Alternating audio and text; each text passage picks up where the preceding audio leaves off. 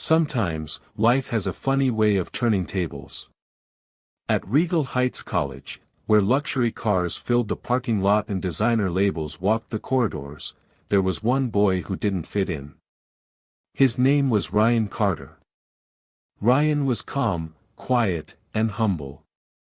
While others wore branded sneakers and gold watches, he showed up every day in plain clothes and rode an old bike that rattled louder than the morning bell. He didn't care what people thought, all he cared about was learning and building something meaningful in life. But not everyone saw it that way. In a world obsessed with status, simplicity was often mistaken for weakness. Ryan was dating Emma Blake, the college's most admired girl.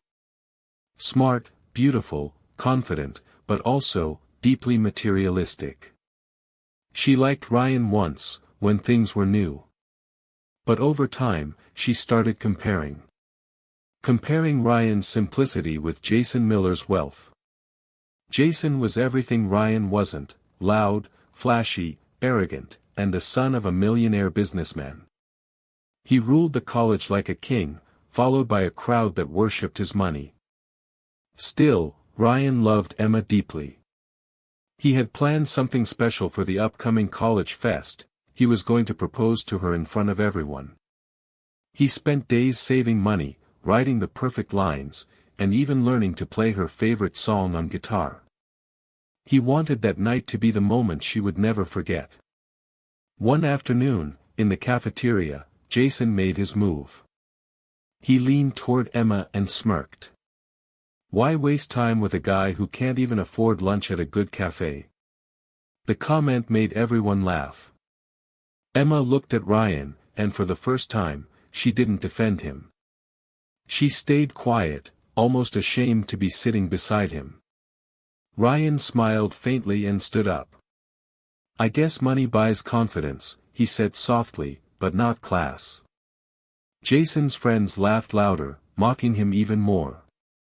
Ryan left silently that day, but that smile hid a storm inside him. Days passed, and the annual college fest arrived. The campus buzzed with excitement, lights, banners, and music everywhere. Ryan volunteered to help organize the event.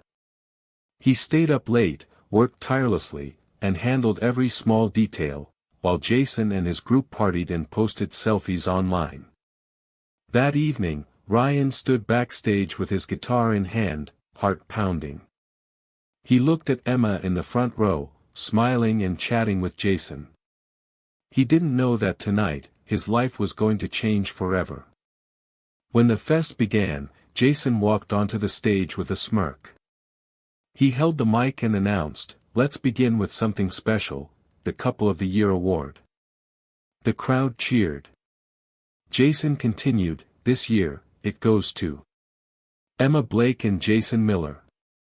The spotlight hit Emma. She looked shocked for a moment but then forced a smile and stepped forward. Ryan froze. The ring box slipped slightly in his pocket. Whispers spread through the crowd. She dumped him. Jason got his girl.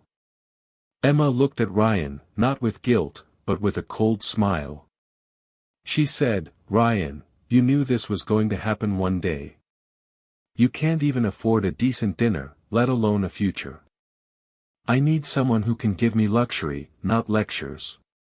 Ryan stood there in silence, his heart breaking with every word.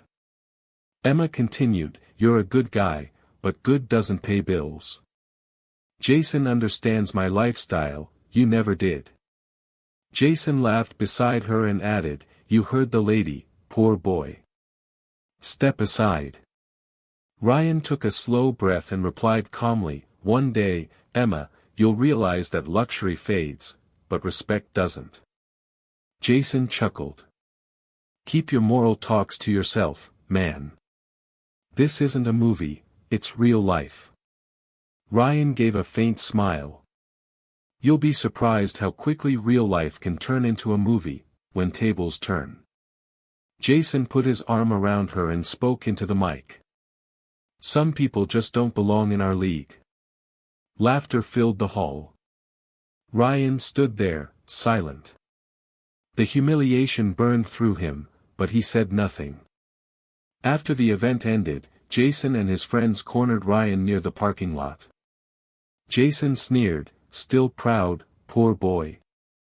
Ryan tried to walk away, but Jason shoved him hard. Ryan stumbled, his guitar case falling to the ground. Jason laughed. You thought she'd say yes to you? You can't even afford a decent guitar. Ryan clenched his fists, trying to control himself. Jason smirked again and said, guys like you should know their place. And that's when Ryan snapped. He hit back, one clean punch. Jason crashed to the ground. Silence. Everyone froze. The king of the campus had fallen. Jason's face turned red with rage. He pulled out his phone and shouted, Dad.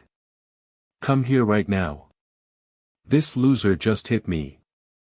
Within minutes, the roaring sound of engines echoed through the college. A convoy of black cars rolled into the parking lot. From the middle car stepped out Edward Miller, Jason's father and the CEO of Miller Constructions. Tall, sharp, powerful. The kind of man who made people move aside just by walking in. Students whispered, that's Jason's dad. Edward's men, two huge bodyguards, stepped forward and pointed at Ryan. Jason yelled, that's him, Dad.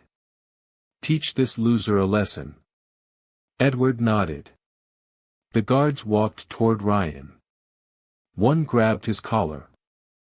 The other raised his hand to strike. Ryan blocked the punch effortlessly and pushed him back. Before anyone could react, Ryan landed two sharp moves, fast and precise. Both guards hit the ground. The crowd gasped. Jason stepped back, shocked. What the hell? Ryan stared at him calmly. I told you not to mess with me. Edward took a step forward, furious. But then, something changed. He stopped suddenly, his expression turning pale. His eyes widened as he looked closely at Ryan. He whispered, almost in disbelief, Ryan. Carter. Ryan nodded politely. Good evening, Mr. Miller. Jason frowned. Wait, what? You know this guy? Edward's voice trembled slightly. Jason, apologize. Now. Jason blinked. What? You can't be serious, Dad. Edward shouted louder this time, apologize. The entire crowd went silent. Edward took a deep breath and said, Ryan Carter is the owner of Carter Holdings, our biggest client. The company funding half our projects. Without him, Miller Constructions wouldn't even exist. Gasps spread like wildfire. Emma's eyes widened. Jason froze. Ryan looked at Jason and said calmly, Jason, I told you once, money can buy cars, clothes, even fake friends, but not respect. He turned to Emma, his voice soft but firm. No hard feelings, Emma. I really did love you. But maybe what you're looking for isn't love, it's luxury. Emma's eyes filled with tears, but she couldn't say a word. Just then, headlights flashed behind Ryan. A luxury black Lamborghini pulled up at the gate. The driver stepped out and opened the door. Ryan looked back at everyone, silent, wide-eyed, speechless. He smiled slightly and said, never underestimate the quiet ones. He got into the car, the door shut, and the engine roared to life. The Lamborghini sped off into the night, leaving behind silence, regret, and the weight of realization.